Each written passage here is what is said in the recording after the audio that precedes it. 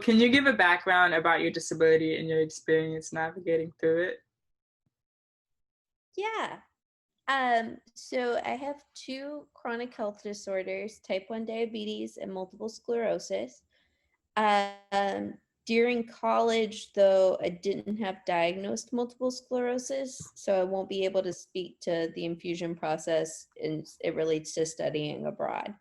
In terms of the type 1 diabetes, I've had that since age 9. So all through the transition to and from college, to the workplace, and then back to graduate school. Um, I have antibodies to insulin also. So I don't use an insulin pump like most type 1 diabetics.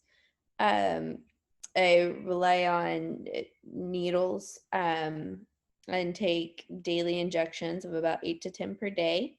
I do have a continuous glucose monitor on my phone, which helps me keep track of my blood sugar at all times. But that's a newer development too that I did not have whenever I studied abroad. So it can certainly speak to the experience of checking blood sugar a lot, when studying abroad. I'm a fairly well controlled type 1 diabetic, so I can't speak a lot. I know some people have like a lot of highs and lows.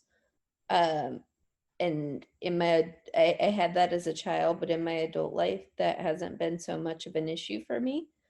Um, but I could hypothesize about it, but I couldn't speak about it directly.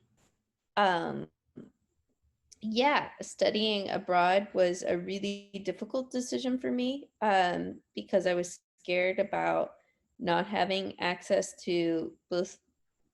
I went away to college, but still had access to my parents on the phone at all times and to my physician, um, US pharmacies if I needed medicine.